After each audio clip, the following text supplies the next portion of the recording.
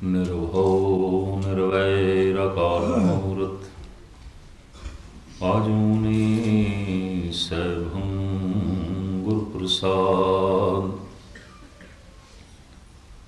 सर्वशील ममं शीलं सर्वपावने मम पावनं सर्वकर्तव्ये मम कर्ता नानक लेप छेप ना लिपियते बेसुमार अथा अगन अतोल ज्यों बुलाओ त्यों नानक दास बोले। सन्मानयोग गुरु रूप साध संगत जीओ, गुरुदेव की सनिमर फतेह प्रवान करनी। वाहिगुरु जी का खालसा, वाहिगुरु जी की फतेह। धन गुरु नानक देव जी महाराज की आद बाणी सिर्फ दो पंक्तियां उहदे चों लैके इस वक्त विचारां तुच्छ बुद्धि अनुसार आप जी के सामने रखने की कोशिश करांगा। पंक्तियां ये ने पौड़ी दियां। गावे को जापे दिसे दूर, गावे को वेखै हादरा हदूर। कोई गा रहा है तू बहुत दूर बहुत दूर बहुत दूर, कोई गा रहा है तो बिल्कुल नेड़े कोल ही है। दो तरह के मनुख धार्मिक दुनिया दे तू बहुत दूर। हुण मैं अर्ज करा, दूरियां दो तरह दी आउंदियां ने। रोज़ दे आप सत्संगी हो। एक तो है जमीन का फासला, जमीन की दूरी। दूसरी है हिरदे की दूरी। एक मनुख कोल बैठा है, असी पूछ लेंदे आ ये कौन है, कि अगला बोल पैंदा कोई दूर दा जापदा है। हद हो गई, दूरी दे 1 फुट दे भी नहीं, तेरे नाल गोडा ढा के बैठा है, बिल्कुल कोल बैठा है। तू कहना कोई दूर दा जापदा है। ये दूरी जमीन दी नहीं है, जमीनी फासला नहीं है, ये हिरदे दी दूरी है। एक मनुख का नाम लिया जाता है, कोई 5000 मील की दूरी ते रहिंदा है। जैसे उसका नाम लिया तो अगला फौरन बोल पैंदा है, वो तो साडा नेड़े दा है, वो तो साडा निकटवर्ती है। हद हो गई, 5000 मील की दूरी ते रहने वाला निकटवर्ती है, तो जिहड़ा कोल बैठा है कोई दूर का जापदा है। ये जिहड़ा फासला है हिरदे का है, ਉਹਦੇ ਨਾਲ कोई आंतरिक संबंध नहीं है। दो तरह दीयां दूरियां होंदियां ने, जमीन की दूरी, हिरदे की दूरी। परमात्मा प्रति भी इस तरह की नेड़ता ते दूरियां का महापुरखा ने जिक्र किया। इस्लाम दीयां हदीसां ते कुरान शरीफ वो कहंदा खुदा 7वें आसमान ते। हुण एक आसमान तक भी पहुँचना औखा है, तो 7वें ते किवें पहुँचीए? बहुत दूर। वो तो 7वें आसमान ते। हिंदुस्तान दे कुछ कहंदे ने भगवान कैलाश पर्वत ते बैकुंठ दे च, 7वें पाताल दे च। कम से कम इत्थे तो नहीं जिथे असी बैठे हैं, उत्थे तो नहीं जिथे असी रह रहे हैं, उत्थे तो है ही नहीं जिथे असी खड़े हैं। दूर है, बहुत दूर।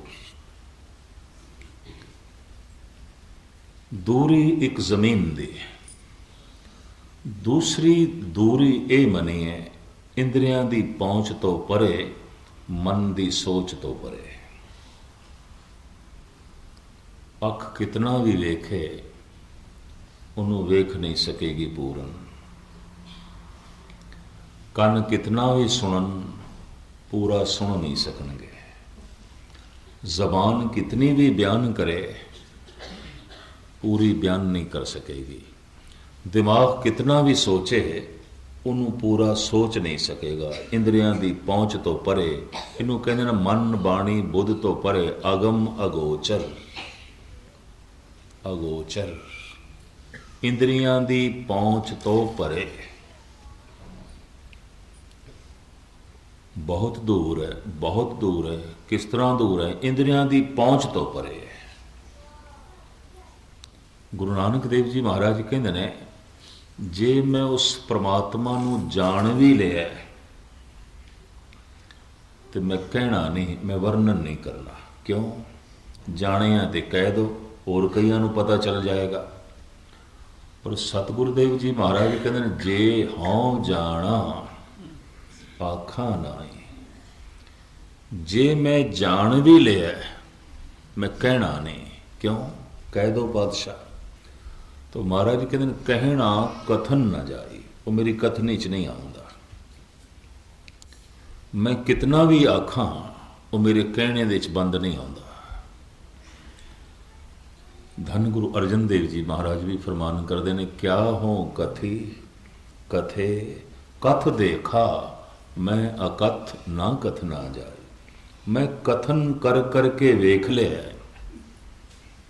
ਉਹ ਮੇਰੀ ਕਥਨੀ ਦੇ 'ਚ ਨਹੀਂ ਆਉਂਦਾ, ਕਹਿਣੇ ਦੇ 'ਚ ਨਹੀਂ ਆਉਂਦਾ। ਇੱਕ ਗਾਥਾ ਯਾਦ ਆ ਗਈ। ਏਥਨ ਦੀ ਗੱਲ। ਏਥਨ ਪੁਰਾਣਾ ਨਾਮ ਉਸ ਇਲਾਕੇ ਦਾ ਯੂਨਾਨ ਸੀ। ਸ਼ਹਿਰ ਐਥਨ। ਸਾਗਰ ਦੇ ਤੱਟ ਤੇ ਸੁਕਰਾਤ ਵਕਤ ਦਾ ਦਾਰਸ਼ਨਿਕ ਪੁਰਸ਼ ਟਹਿਲ ਰਿਹਾ। ਉਹਦੇ ਕੰਨਾਂ ਦੇ 'ਚ ਇੱਕ ਬੱਚੇ ਦੇ ਰੋਣ ਦੀ ਆਵਾਜ਼ ਪੈ ਗਈ। ਜਦ ਕੋਲ ਸੁਕਰਾਤ ਗਏ, ਬੱਚੇ ਦੇ ਸਿਰ ਤੇ ਹੱਥ ਰੱਖਿਆ, ਆਖਿਆ, ਕਿਉਂ ਰੋ ਰਹੇ ਹੈ? ਕਿਉਂ ਜ਼ਾਰੋ ਜ਼ਾਰ ਰੋ ਰਹੇ ਹੈ? ਬੱਚੇ ਦੇ ਹੱਥ ਦੇ 'ਚ ਪਿਆਲਾ ਸੀ। ਆਖਣ ਲੱਗਾ, ਬਾਬਾ, ਇਹ ਜਿਹੜਾ ਸਮੁੰਦਰ ਹੈ ਨਾ, ਇਹਨੂੰ ਮੈਂ ਪਿਆਲੇ ਦੇ 'ਚ ਭਰਨਾ ਚਾਹੁੰਦਾ, ਪਰ ਮੈਂ ਭਰ ਭਰ ਕੇ ਥੱਕ ਗਿਆ। ਇਹ ਸਮੁੰਦਰ ਮੇਰੇ ਪਿਆਲੇ 'ਚ ਆਉਂਦਾ ਹੀ ਨਹੀਂ, ਬਚ ਰਹਿੰਦਾ। ਕਿਉਂ ਬਚਦਾ ਹੈ? ਮੇਰੇ ਪਿਆਲੇ 'ਚ ਆਉਣਾ ਚਾਹੀਦਾ ਹੈ, ਸਾਰੇ ਦਾ ਸਾਰਾ। ਕਹਿੰਦੇ ਨੇ, ਬੱਚੇ ਦੀ ਇਹ ਗੱਲ ਸੁਣ ਕੇ ਸੁਕਰਾਤ ਵੀ ਰੋਣ ਲੱਗ ਪਿਆ ਜ਼ਾਰੋ ਜ਼ਾਰ। ਮਾਸੂਮੀਅਤ ਨਾਲ ਇਹ ਬੱਚਾ ਪੁੱਛਦਾ ਹੈ ਉਸ ਬੁੱਢੇ ਦਾਰਸ਼ਨਿਕ ਨੂੰ, ਬਾਬਾ, ਤੇਰਾ ਪਿਆਲਾ ਕਿੱਥੇ ਹੈ? ਤੂੰ ਵੀ ਮੇਰੀ ਤਰ੍ਹਾਂ ਰੋਣ ਲੱਗ ਪਿਆ। ਬੰਦੇ ਦੀ ਆਦ ਭਾਸ਼ਾ ਹੱਸਣਾ ਤੇ ਰੋਣਾ ਹੈ। ਬੱਚਾ ਜਨਮ ਤੋਂ ਜਿਹੜੀ ਭਾਸ਼ਾ ਲੈ ਕੇ ਆਉਂਦਾ ਹੈ, ਹੱਸਣਾ ਤੇ ਰੋਣਾ ਪ੍ਰਾਕਿਰਤਿਕ ਹੈ, ਰੱਬੋਂ ਹੈ। ਔਰ ਇਹ ਬੋਲੀ ਸਾਂਝੀ ਹੈ, ਇੱਕਦਮ ਸਮਝਦੇ 'ਚ ਆ ਜਾਂਦੀ ਹੈ। ਕੋਈ ਹੱਸ ਰਿਹਾ ਹੋਵੇ ਬੱਚਾ, ਤੇ ਅਸੀਂ ਇੰਜ ਨਹੀਂ ਕਹਿ ਸਕਦੇ ਇਹ ਇੰਗਲਿਸ਼ ਦੇ 'ਚ ਹੱਸਦਾ ਪਿਆ ਜਾਂ ਪੰਜਾਬੀ ਦੇ 'ਚ ਹੱਸ ਰਿਹਾ, ਜਰਮਨ ਦੇ 'ਚ ਹੱਸ ਰਿਹਾ ਜਾਂ ਫਰੈਂਚ ਦੇ 'ਚ ਹੱਸ ਰਿਹਾ, ਇਹ ਸੰਸਕ੍ਰਿਤ ਦੇ 'ਚ ਹੱਸਦਾ ਪਿਆ ਕਿ ਪਰਸ਼ੀਅਨ ਦੇ 'ਚ ਹੱਸ ਰਿਹਾ ਜਾਂ ਅਰਬੀ ਦੇ 'ਚ ਹੱਸ ਰਿਹਾ। ਹੱਸਣਾ ਇੱਕਦਮ ਸਮਝਦੇ 'ਚ ਆ ਜਾਂਦਾ ਹੈ। ਔਰ ਸਾਰੀ ਦੁਨੀਆ ਦਾ ਹੱਸਣਾ ਇੱਕ। ਪਰ ਜੇ ਕੋਈ ਰੋ ਰਿਹਾ ਹੋਵੇ ਤੇ ਅਸੀਂ ਨਹੀਂ ਕਹਿੰਦੇ ਹਿੰਦੀ ਦੇ 'ਚ ਰੋ ਰਿਹਾ, ਸਿੰਧੀ ਦੇ 'ਚ ਰੋ ਰਿਹਾ, ਪਸ਼ਤੋ ਦੇ 'ਚ ਰੋ ਰਿਹਾ, ਅਰਬੀ ਦੇ 'ਚ ਰੋ ਰਿਹਾ, ਜਾਂ ਇੰਗਲਿਸ਼ ਦੇ 'ਚ ਰੋ ਰਿਹਾ, ਜਾਂ ਫਰੈਂਚ ਦੇ 'ਚ ਰੋ ਰਿਹਾ। ਰੋਣਾ ਇੱਕਦਮ ਸਮਝ 'ਚ ਆ ਜਾਂਦਾ ਹੈ, ਹੱਸਣਾ ਇੱਕਦਮ ਸਮਝਦੇ 'ਚ ਆ ਜਾਂਦਾ ਹੈ। ਜਨਮ ਤੋਂ ਜਿਹੜੀ ਭਾਸ਼ਾ ਮਨੁੱਖ ਲੈ ਕੇ ਆਇਆ, ਹੱਸਣਾ ਰੋਣਾ। ਪਰਮਾਤਮਾ ਦੇ ਬੰਦੇ ਜਦ ਕਦੀ ਪਰਮਾਤਮਾ ਨਾਲ ਜੁੜਦੇ ਨੇ, ਮਹਾਰਾਜ ਕਹਿੰਦੇ, ਰੰਗ ਹੱਸੇ ਰੰਗ ਰੋਵੇ, ਚੁੱਪ ਵੀ ਕਰ ਜਾਏ, ਪ੍ਰਵਾਹ ਨਾਹੀਂ ਕਿਸੇ ਕੇਰੀ, ਬਾਜ ਸੱਚੇ ਨਾਏ। ਉਹਨਾਂ ਦਾ ਹੱਸਣਾ ਵੀ ਕਿਸੇ ਰੰਗ ਨੂੰ ਪ੍ਰਗਟ ਕਰਦਾ ਹੈ, ਉਹਨਾਂ ਦਾ ਰੋਣਾ ਵੀ ਕਿਸੇ ਭਗਤੀ ਤੇ ਪ੍ਰਮਾਤਮਾ ਦੀ ਛਾਪ ਨੂੰ ਪ੍ਰਗਟ ਕਰਦਾ ਹੈ। ਉਹਨਾਂ ਦੇ ਹਾਸੇ ਦੇ ਵਿੱਚ ਵੀ ਪ੍ਰਮਾਤਮਾ, ਉਹਨਾਂ ਦੇ ਰੋਣੇ ਦੇ ਵਿੱਚ ਵੀ ਪ੍ਰਮਾਤਮਾ। ਰੰਗ ਹੱਸੇ ਰੰਗ ਰੋਵੇ, ਚੁੱਪ ਵੀ ਕਰ ਜਾਏ ਪ੍ਰਵਾਹ ਨਾਹੀਂ, ਕਿਸੇ ਕੇਰੀ ਬਾਜ ਸੱਚੇ ਨਾ ਹੈ। ਸੁਕਰਾਤ ਵੀ ਰੋਣ ਲੱਗ ਪਿਆ। ਤੇ ਇਹ ਬੱਚਾ ਸੁਕਰਾਤ ਨੂੰ ਪੁੱਛਦਾ, ਬਾਬਾ ਤੇਰਾ ਪਿਆਲਾ ਕਿੱਥੇ ਹੈ? ਤੂੰ ਵੀ ਮੇਰੀ ਤਰ੍ਹਾਂ ਰੋਣ ਲੱਗ ਪਿਆ, ਤੂੰ ਵੀ ਦੁਖੀ ਜਾਪਦਾ। ਸੁਕਰਾਤ ਕਹਿੰਦਾ, ਐ ਮੇਰੇ ਬੱਚੇ, ਮੇਰਾ ਪਿਆਲਾ ਵੀ ਮੇਰੇ ਕੋਲ ਹੈ। ਤੂੰ ਇਸ ਪਿਆਲੇ ਵਿੱਚ ਸਾਰੇ ਦੇ ਸਾਰੇ ਸਮੁੰਦਰ ਨੂੰ ਭਰਨਾ ਚਾਹੁੰਦਾ ਹੈ। ਮੈਂ ਛੋਟੇ ਜਿਹਾ ਦਿਮਾਗ ਦੇ ਪਿਆਲੇ ਦੇ ਸਾਰੇ ਰੱਬ ਨੂੰ ਭਰਨਾ ਚਾਹੁੰਦਾ, ਪਰਮਾਤਮਾ ਨੂੰ ਪੂਰੇ ਦਾ ਪੂਰਾ ਮੈਂ ਜਾਣਨਾ ਚਾਹੁੰਦਾ। ਪਰ ਅੱਜ ਤੈਥੋਂ ਮੈਨੂੰ ਪਤਾ ਚੱਲਿਆ ਕਿ ਸਮੁੰਦਰ ਪਿਆਲੇ ਵਿੱਚ ਨਹੀਂ ਆਏਗਾ। ਐ ਬੱਚੇ, ਅੱਜ ਤੈਥੋਂ ਮੈਨੂੰ ਗਿਆਨ ਮਿਲਿਆ ਕਿ ਸਾਗਰ ਨੂੰ ਪਿਆਲੇ ਵਿੱਚ ਭਰਨ ਦੀ ਕੋਸ਼ਿਸ਼ ਕਰਨਾ ਵਿਅਰਥ ਹੈ, ਆਪਣੇ ਆਪ ਨੂੰ ਥਕਾਣਾ ਹੈ। ਸਾਗਰ ਪਿਆਲੇ ਵਿੱਚ ਨਹੀਂ ਆਏਗਾ। ਸੁਕਰਾਤ ਦੇ ਮੂੰਹੋਂ ਬੋਲ ਨਿਕਲੇ। ਭੋਲੇ ਸੁਭਾਅ ਵਿੱਚ ਇਸ ਬੱਚੇ ਨੇ ਪਿਆਲਾ ਸਮੁੰਦਰ ਦੇ ਵਿੱਚ ਵਗਾ ਮਾਰਿਆ ਔਰ ਆਖਿਆ, ਐ ਸਾਗਰ, ਜੇ ਤੂੰ ਮੇਰੇ ਪਿਆਲੇ 'ਚ ਨਹੀਂ ਆਉਂਦਾ ਤੇ ਚਲੋ ਨਾ ਸਹੀ, ਕਮ ਸੇ ਕਮ ਮੇਰਾ ਪਿਆਲਾ ਤੇ ਤੇਰੇ ਵਿੱਚ ਆ ਸਕਦਾ ਹੈ। ਕਹਿੰਦੇ ਨੇ ਸੁਕਰਾਤ ਉਸਦੇ ਪੈਰੀ ਪੈ ਗਿਆ। ਉਸ ਬੱਚੇ ਦੇ 4.5 ਸਾਲ 5 ਸਾਲ ਦਾ ਇਹ ਬੱਚਾ ਉਹਦੇ ਪੈਰੀ ਪੈ ਗਿਆ। 80 ਸਾਲ ਦਾ ਬੁੱਢਾ ਸੰਤ ਸੁਕਰਾਤ ਕਹਿੰਦਾ, ਐ ਬਾਲਕ, ਮੈਂ ਬੜੇ ਬੜੇ ਗ੍ਰੰਥ ਪੜ੍ਹੇ, ਬੜੀ ਸਾਧਨਾ ਕੀਤੀ, ਇੱਕ ਰਾਜ਼ ਮੇਰੇ ਹੱਥੇ ਨਹੀਂ ਆਇਆ। ਅੱਜ ਤੇਰੀ ਇਸ ਘਟਨਾ ਤੋਂ ਮੇਰੇ ਹੱਥੇ ਇੱਕ ਰਾਜ਼ ਆ ਗਿਆ ਕਿ ਸਮੁੰਦਰ ਤੇ ਪਿਆਲੇ ਵਿੱਚ ਨਹੀਂ ਆਏਗਾ, ਪਿਆਲਾ ਸਮੁੰਦਰ ਦੇ ਵਿੱਚ ਆ ਸਕਦਾ ਹੈ। ਸਾਰੇ ਦਾ ਸਾਰਾ ਪ੍ਰਮਾਤਮਾ ਤੇ ਮੇਰੇ 'ਚ ਪ੍ਰਗਟ ਨਹੀਂ ਹੋ ਸਕਦਾ, ਪਰ ਮੈਂ ਸਾਰੇ ਦਾ ਸਾਰਾ ਉਹਦੇ 'ਚ ਲੀਨ ਹੋ ਸਕਦਾ। ਸਮਝ ਆ ਗਈ?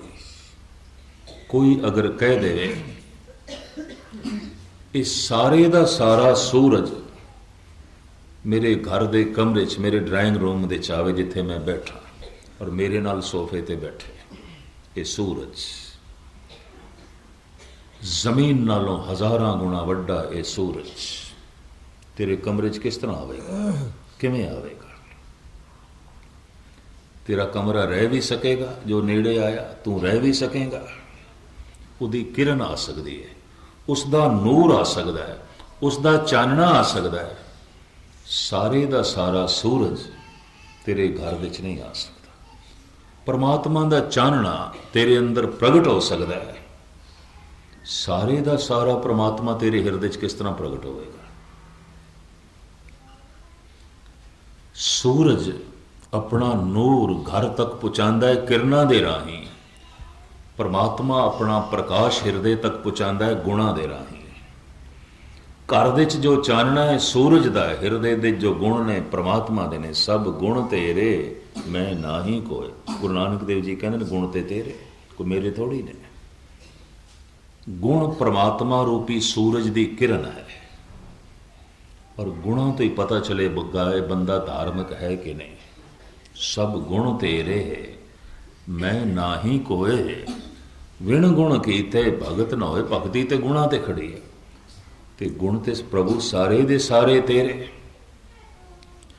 ਤੋ ਮੈਂ ਅਰਜ਼ ਕਰਾਂ, ਇੱਕ ਇੰਜ ਆਖਿਆ ਗਿਆ ਅਗਮ ਅਗੋਚਰ, ਇੰਦਰੀਆਂ ਦੀ ਪਹੁੰਚ ਤੋਂ ਪਰੇ, ਮਨ ਦੀ ਸੋਚ ਤੋਂ ਪਰੇ, ਤੂੰ ਪਰੇ ਹੀ ਹੈ।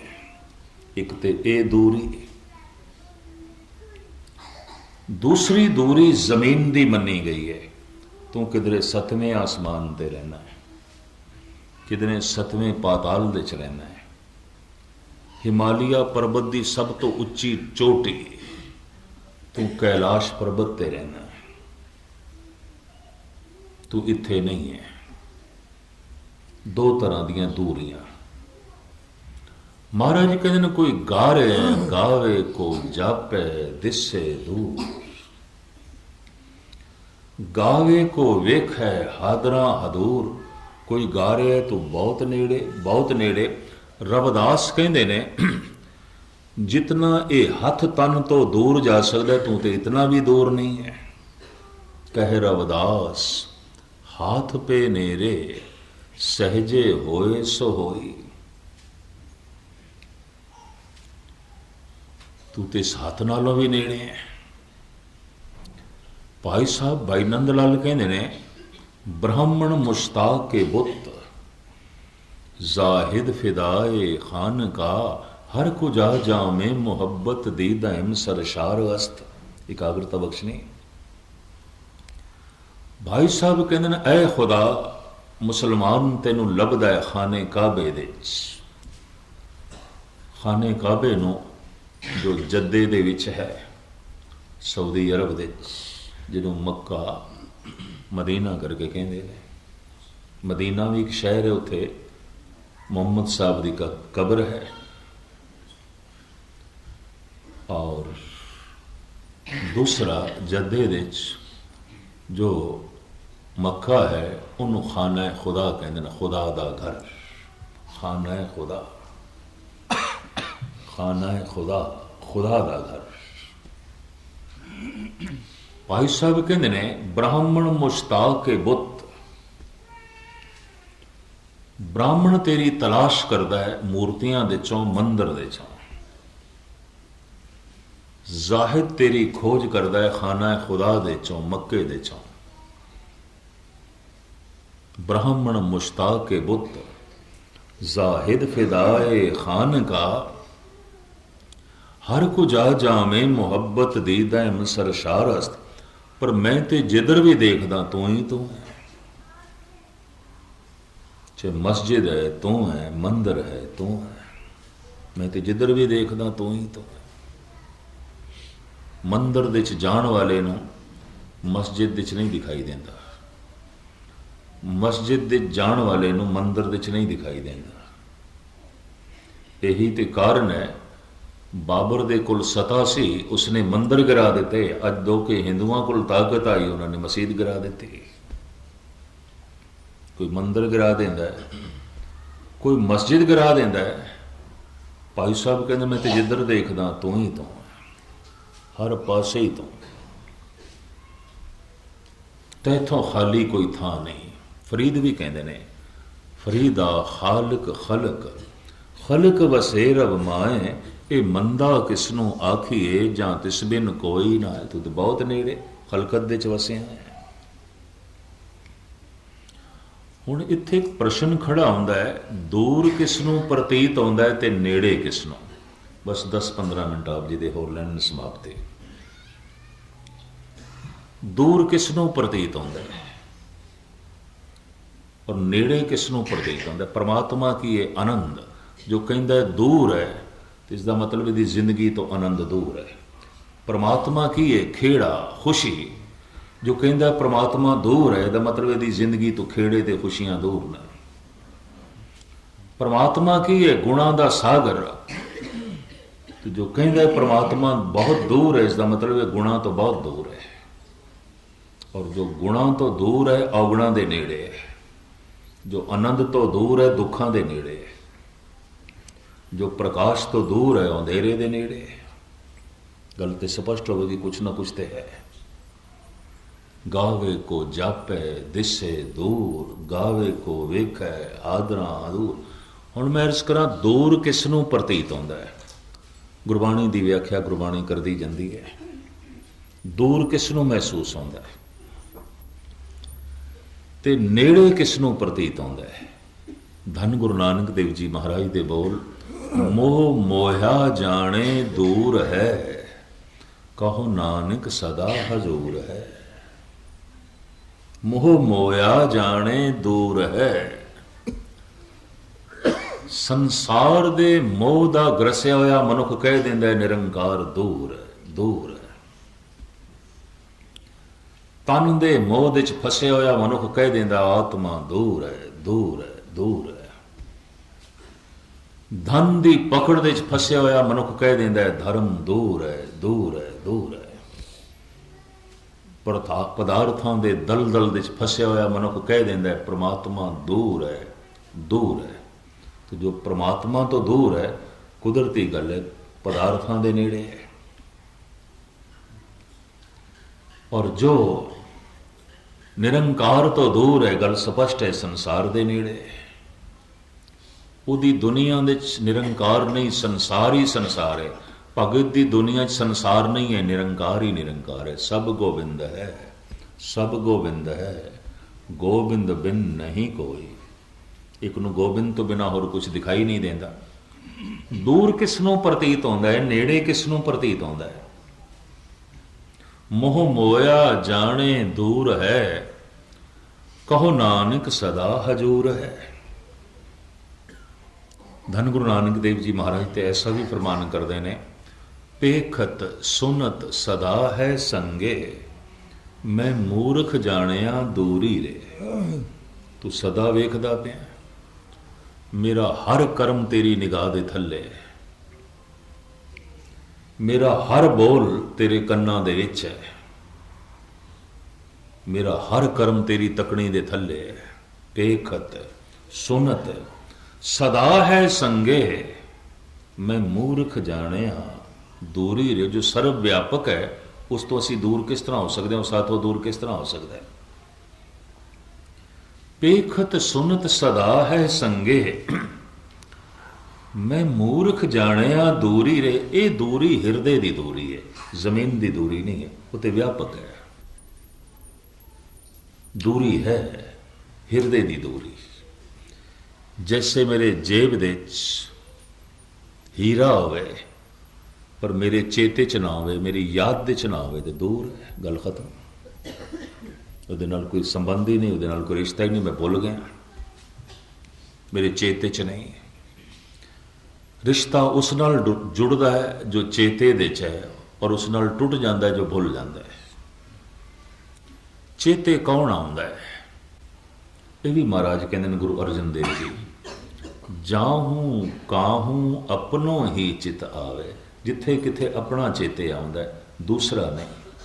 ਬਗੌਰ ਮੁਤਾਲਾ ਕਰਕੇ ਦੇਖਣਾ, ਜਿੱਥੇ ਮਨੁੱਖ ਬੈਠੇਗਾ ਆਪਣਾ ਘਰ ਚੇਤੇ ਆਉਂਦਾ ਹੈ, ਆਪਣਾ ਪਰਿਵਾਰ ਚੇਤੇ ਆਉਂਦਾ ਹੈ, ਆਪਣਾ ਮਿੱਤਰ ਚੇਤੇ ਆਉਂਦਾ ਹੈ, ਆਪਣਾ ਭਰਾ ਚੇਤੇ ਆਉਂਦਾ, ਆਪਣਾ ਪੁੱਤਰ ਚੇਤੇ ਆਉਂਦਾ, ਆਪਣੀ ਧਨ ਸੰਪਦਾ ਚੇਤੇ ਆਉਂਦੀ, ਜਿਸ ਨਾਲ ਅਪਣੰਤ ਹੈ ਉਹ ਚੇਤੇ ਆਉਂਦਾ ਹੈ। ਜਾਹੂੰ ਕਾਹੂੰ ਆਪਣਾ ਹੀ ਚਿਤ ਆਵੇ। ਜੋ ਭੁੱਲ ਗਿਆ ਸਮਝ ਲੋ ਬੇਗਾਨਾ ਹੈ, ਓਪਰਾ ਹੈ, ਦੂਰ ਦਾ ਹੈ, ਨੇੜੇ ਦਾ ਨਹੀਂ ਹੈ। ਭੁੱਲ ਗਏ ਤੇ ਰਿਸ਼ਤਾ ਟੁੱਟ ਗਿਆ, ਯਾਦ ਕਰਦੇ ਹਾਂ ਤੇ ਰਿਸ਼ਤਾ ਜੁੜਦਾ ਹੈ। ਔਰ ਮੈਂ ਅਰਜ਼ ਕਰਾਂ, ਯਾਦ ਦੀਆਂ ਲਹਿਰਾਂ ਬੜੀ ਦੂਰ ਤੱਕ ਪਹੁੰਚਦੀਆਂ ਨੇ। ਇੱਕ ਮੁਲਕ ਦੇ ਵਿੱਚ ਬੈਠਾ ਹੈ ਮਨੁੱਖ, ਕਿਸੇ ਨੂੰ ਯਾਦ ਕਰ ਰਿਹਾ ਹੈ, ਦੂਸਰੇ ਮੁਲਕ ਤੱਕ ਤਰੰਗਾਂ ਪਹੁੰਚਦੀਆਂ ਨੇ। ਔਰ ਸ਼ਾਇਦ ਤੁਹਾਡੇ ਅਨੁਭਵ 'ਚ ਆਇਆ ਹੋਵੇ ਕਿ ਨਹੀਂ, ਕਈ ਦਫਾ ਮਨੁੱਖ ਕਹਿ ਦਿੰਦਾ ਖੈਰ ਹੋਵੇ ਸਹੀ, ਅੱਜ ਤੇ ਫਲਾਣੇ ਦੀ ਬਹੁਤ ਯਾਦ ਆ ਰਹੀ ਹੈ। ਜੇ ਫਲਾਣੇ ਦੀ ਅਚਨਚੇਤ ਬਹੁਤ ਯਾਦ ਆ ਰਹੀ ਹੈ ਤਾਂ ਫਲਾਣਾ ਵੀ ਯਾਦ ਕਰ ਰਿਹਾ ਹੈ। ਐਵੇਂ ਨਹੀਂ ਹੈ। ਯਾਦ ਦੀਆਂ ਲਹਿਰਾਂ ਟਕਰਾਉਂਦੀਆਂ ਨੇ, ਬਹੁਤ ਦੂਰ ਤੱਕ ਪਹੁੰਚਦੀਆਂ ਨੇ। ਇੱਥੇ ਇੱਕ ਤਰਕ ਖੜੀ ਹੁੰਦੀ ਹੈ, ਉਹ ਜਿਹੜਾ ਪਰਿਪੂਰਨ ਪਰਮਾਤਮਾ ਜਿਸ ਨੇ ਅਰਬਾਂ ਖਰਬਾਂ ਸੂਰਜ ਬਣਾਏ, ਪ੍ਰਿਥਵੀਆਂ ਬਣਾਈਆਂ, ਬ੍ਰਹਸਪਤੀ ਬਣਾਈ, ਸਾਗਰ ਚੰਦ ਤਾਰੇ ਬਣਾਏ, ਮਨੁੱਖ ਬਣਾਏ, ਪਸ਼ੂ ਬਣਾਏ, ਪਕਸ਼ੀ ਬਣਾਏ, ਵੱਖ-ਵੱਖ ਧਰਤੀਆਂ ਦੇ ਵੱਖ-ਵੱਖ ਜੀਵ ਬਣਾਏ। ਪਰਮਾਤਮਾ ਦੇ ਚਿੱਤ ਦੇ ਚੋਂ ਵੀ ਕੋਈ ਸੂਰਜ ਤੇ ਨਿਕਲ ਗਿਆ ਹੋਵੇਗਾ? ਕਿਆ ਸਾਰੇ ਸੂਰਜ ਉਸ ਦੀ ਯਾਦ ਦੇ 'ਚ ਨੇ? ਵਿਗਿਆਨ ਕਹਿ ਰਿਹਾ ਹੈ ਕਿ ਸਾਡੀ ਸਮਝ ਤੇ ਪਕੜ ਦੇ 'ਚ ਅਜੇ ਕੋਈ 50 ਅਰਬ ਸੂਰਜ ਆਏ ਨੇ, ਇਸ ਸੂਰਜ ਤੋਂ ਵੱਡੇ ਵੱਡੇ, ਔਰ ਪਸਾਰਾ ਹੋਰ ਬੜਾ ਹੈ ਜੋ ਪਕੜ ਦੇ 'ਚ ਨਹੀਂ ਆ ਰਿਹਾ, ਦ੍ਰਿਸ਼ਟੀ ਦੇ 'ਚ ਨਹੀਂ ਆ ਰਿਹਾ। ਮੈਂ ਅਰਜ਼ ਕਰਾਂ, ਬਹੁਤ ਲੰਬਾ ਚੌੜਾ ਪਸਾਰਾ ਹੈ। ਤੇ ਕਿਸੇ ਸੂਰਜ ਨੂੰ ਪ੍ਰਮਾਤਮਾ ਵੀ ਭੁੱਲ ਗਿਆ ਹੋਵੇਗਾ, ਕਿਸੇ ਪ੍ਰਿਥਵੀ ਨੂੰ, ਕਿਸੇ ਦਰਿਆ ਨੂੰ, ਕਿਸੇ ਪਹਾੜ ਨੂੰ, ਕਿਸੇ ਪਸ਼ੂ ਨੂੰ, ਕਿਸੇ ਮਨੁੱਖ ਨੂੰ, आखिर कुछ तो परमात्मा के चेते च भी निकल गया होगा, याद चो निकल गया होगा, सब कुछ उसकी याद विच थोड़ी है। धन गुरु नानक देव जी महाराज कहते हैं, चित्ते अंदर सब को वेख नदरी हेठ चलाएंदा। सब कुछ उसके चेते च है, सब कुछ उसकी याद दे च है। ऐसा कुछ भी नहीं जो उसके चेते च नहीं है, ऐसा कुछ भी नहीं जो उसकी याद दे च नहीं है। चित्ते अंदर सब को वेख नदरी हेठ चलाएंदा, और सब कुछ उसकी निगाह दे थले। ऐसा कुछ भी नहीं जिहड़ी उसकी नज़रों तो एक पासे हो जाए, और ऐसा कुछ भी नहीं जो उसके चेते च ना होवे। सब कुछ उसके चेते दे च है, सब कुछ उसकी निगाह दे थले है। असी उसके चेते दे च हैगे हाँ, साडे चेते दे च वो नहीं है। असी उसकी याद दे च हैगे हाँ, साडी याद दे च वो नहीं है। उसकी तरफों साडे नाल रिश्ता जुड़िया होया है, साडी तरफों उस नाल रिश्ता टुटिया है। एक कथा कीर्तन और वाहिगुरु वाहिगुरु का जप इस वास्ते कि उसकी याद चल पवे। ये सेवा, ये सिमरन, ये लंगर, ये पंगत, ये संगत, ये सब इस वास्ते है किसी भी बहाने उसकी याद चल पाए। सेवा करदिया होया ख्याल आ जाए मनुखा की सेवा नहीं कर रहे, गुरु की कर रहे हैं, ये प्रभु की कर रहे हैं। ये किसी मनुख को प्रसादे नहीं खिला रहे, ये गुरु तेनों खिला रहे हैं, ये प्रभु तेनों खिला रहे हैं। इस तरह की भावना पैदा हो जाए, इस तरह का ख्याल आ जाए, इस तरह की सोचनी बन जाए, मन उस पासे चला जाए, तो उसके चित्त दे च असी हैगे हाँ, साडे चित्त दे च वो नहीं। तो जो चित्त दे च नहीं तो गल खत्म, संबंध टुट गया।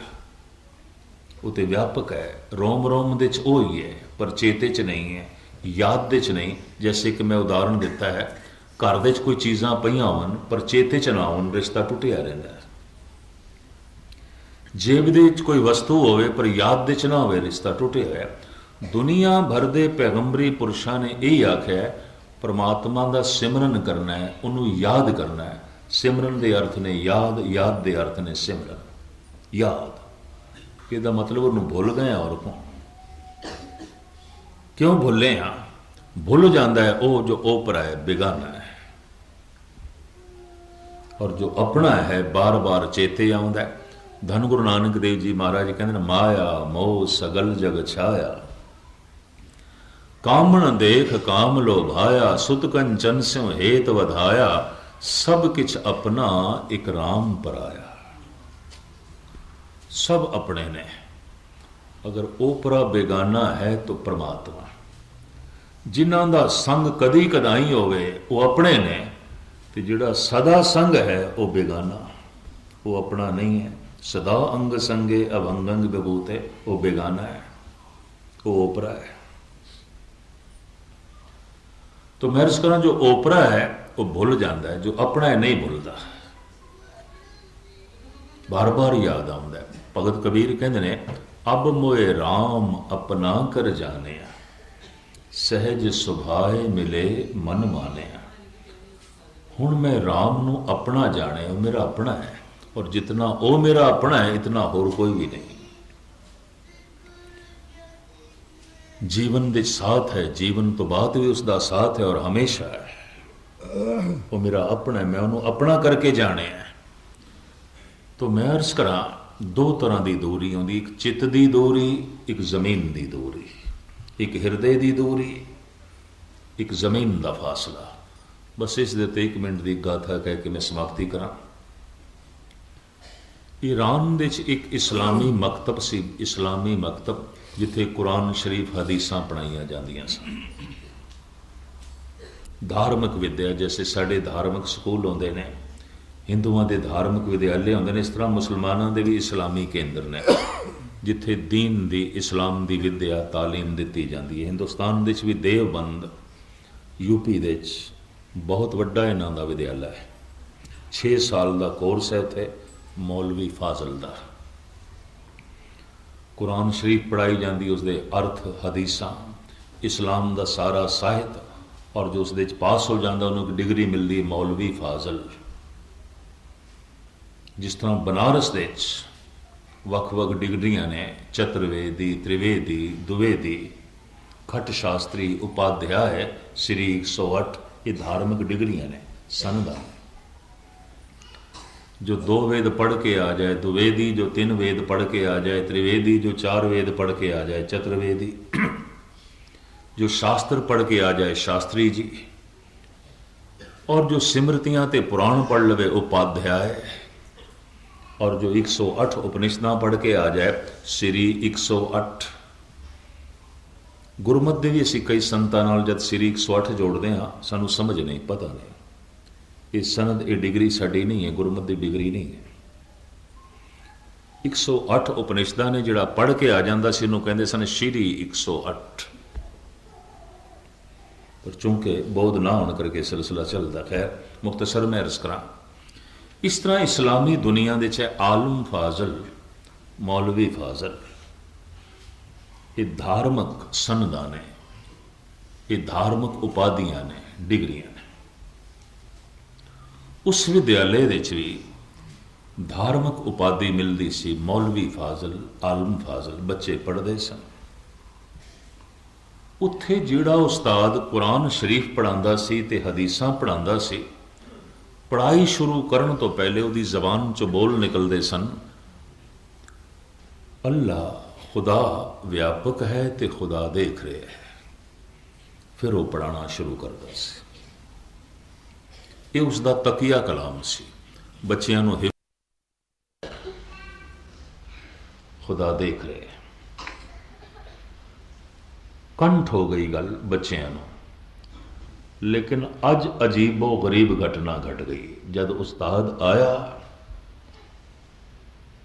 और जैसे बच्चियां दे मुखातिब आउंदा है, उन्हें ये नहीं आख्या खुदा व्यापक है, खुदा देख रहे, ये नहीं आख्या।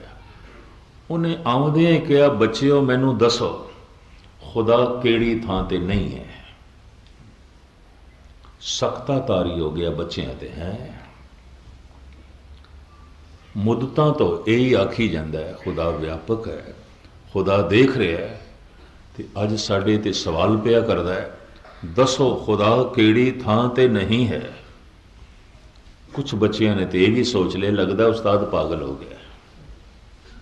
रोज़ कहता है खुदा व्यापक है, खुदा देख रहा है, ते अज प्रश्न करता है दसो खुदा केड़ी थां ते नहीं है। सारे बच्चे खामोश चुप। अखीर दे एक बच्चा बैठा खड़ा हो गया, कहता उस्ताद जी जे थोड़ी इजाजत होवे तो फिर मैं दसा। हैरान हो गया उस्ताद, भाई मैं तो सवाल ही गलत किया है, ये जवाब देने को तैयार हो गया, बड़ा मूर्ख है, मेरा तो प्रश्न ही गलत है, मेरा तो सवाल ही गलत है। तो इस उस्ताद ने कहा, अच्छा दस खुदा केड़ी थां ते नहीं है। ये बच्चा हाथ जोड़ के कहता, उस्ताद जी थोड़े बोल मैं दुरावा, खुदा ते व्यापक है, खुदा ते देख रहा है। अगर खुदा किसी थां ते नहीं है तो बस मनुख की याद दे च नहीं है, मनुख के हिरदे च नहीं है, मनुख के चेते दे च नहीं है, बाकी तो सारी थां ते वो है। नहीं है एक थां ते मनुख की याद दे च, नहीं है एक थां ते मनुख के चेते दे च। उत्थे भी यही इतिहास लिखा है कि उस उस्ताद ने सलाम की थी उस बच्चे ने, कहंदा ठीक है, भावें मैं तो इवें ही सवाल पूछ लिया और गलत सी, पर तेरा जवाब इतना सही है, इतना सही है, जिसने मेरे गलत सवाल को भी सही कर दिता है। वाकई एक थां ते खुदा नहीं है, मनुख की याद दे च नहीं है, मनुख के चेते दे च नहीं है। इस वास्ते तो पातशाह की बाणी कहती है, चेता आई तां चेत साहिब सच्चा सोधनी। जे तेरे कोल याद शक्ति है, चेते शक्ति है, तो चेते कर उसनों जो सच्चा है, मालिक है ते व्यापक है, चेता ही तां चेत। ये तो इंज है जिवें किसी नूं कहना पै जांदा है भी जे अखां हैन ते वेख लै। इस तरह ही सतगुरु कहते हैं जे तेरे कोल चेते शक्ति है, याद शक्ति है तो उन्होंने याद कर ले, याद करदियां रिश्ता जुड़ जाता है और उसकी याद विच ही आनंद है, उसकी याद विच ही सुकून है। सूफी कहते हैं कि एक दफा खुदा नूं याद करिए, खुदा 100 दफा याद करता है। भाई गुरदास जी कहते हैं एक दफा गुरु नूं याद कर परमात्मा नूं, परमात्मा करोड़ां वार याद करता है। चरण सरन गुर एक पैंडा जाए चल, सतगुरु कोट पैंडा आगे होए ले। तू सिर्फ एक दफा याद कर, तो करोड़ां दफा याद करेगा, तां ही रिश्ता जुड़ सकेगा, वरना नहीं। कथा दे बहाने, कीर्तन दे बहाने, बाणी दे पाठ नाल अगर रसना चल पवे, वाहिगुरु वाहिगुरु जपना आरंभ कर देवे ते हिरदे च याद भी चल पवे, तो समझ लो सतसंग का फल मिल गया, कीती हुई सेवा का फल मिल गया, कीते हुए दान का फल मिल गया। जो अज तक बीज बोया सी वो फलीभूत हो गया। तो जे अगर इस तरह जबान नहीं चली वाहिगुरु वाहिगुरु ते अंदर याद भी नहीं चली, तो समझ लो जो बोया है अजे फल तक नहीं अपड़िया। ये बोया होया हो सकता किसी का अजे बूटा ही बनया हो, छोटे छोटे पत्ते ही निकले होन, शाखा आईयां, किसी का यह बूटा फुलों तक पहुँच गया हो। कोई विरले ऐसे भी होंगे जो फल तक अपड़ जाते हैं, उन्होंने अंदर याद ही चल पैंदी है, उन्होंने रसना ही चलती रहिंदी वाहिगुरु वाहिगुरु वाहिगुरु। उठद्या बैठद्या सौंद्या जागद्या और उन्होंने अंदर याद चल पैंदी है। धन गुरु ग्रंथ साहब जी महाराज बख्शिश करन, कथा कीर्तन सुनद्या थोड़ी रसना थोड़े हिरदे च उसकी याद चल पवे, ताकि अठे पैर साडा संबंध उस नाल जुड़िया रहे। और उस नाल संबंध जोड़ना की है? गुणा नाल संबंध, प्रकाश दे नाल संबंध, आनंद दे नाल संबंध। कि जे उस दे नाल रिश्ता नहीं तो फिर दुखा नाल संबंध, फिर हनेरे नाल संबंध, फिर औगुणा नाल संबंध। पातशाह रहमत करन के उस गुणा दे सागर नाल साडा रिश्ता जुड़े, ताकि संसार ते आया साडा सफल होए। इतनी सेवा प्रवान करनी। कल तो दास ने वैस्ट ब्रॉमच डुमेली वाले संतां दे अस्थान ते सवेरे शाम हाज़री भरनी है। उस तो पहले भी समैथक दे कोल गुरुद्वारा जो नवा बनिया है संघ डेसियां का गुरुद्वारा, इस तरह दसिया गया नहीं अर्जन सिंह जी ने। गालबन 6:15 तो 7 उत्थे हाज़री भरनी है, तो फिर 8 बजे तो लैके 9 बजे तक वैस्ट ब्रॉमच उत्थे जो है हाज़री भरनी। जिन्होंने समा मिले पहुँच सकते हैं। सारियां दा हार्दिक तौर पर धन्यवाद। इत्थों के गुरमुख प्यारे महापुरखों का और तमाम इत्थों के कारिंदे सेवादारां दा हार्दिक तौर पर धन्यवाद, जो हत्थां की सेवा करते रहे हैं, देख रेख करते रहे हैं। दास ऋणी है। बार बार सारियां दा हार्दिक तौर पर धन्यवाद। भुल चुक दी क्षमा। वाहिगुरू जी का खालसा, वाहिगुरू जी की फतेह।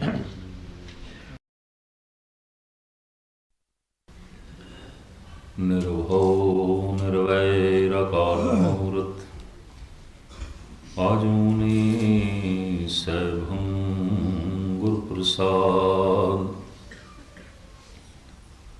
सर्वशील ममं शीलं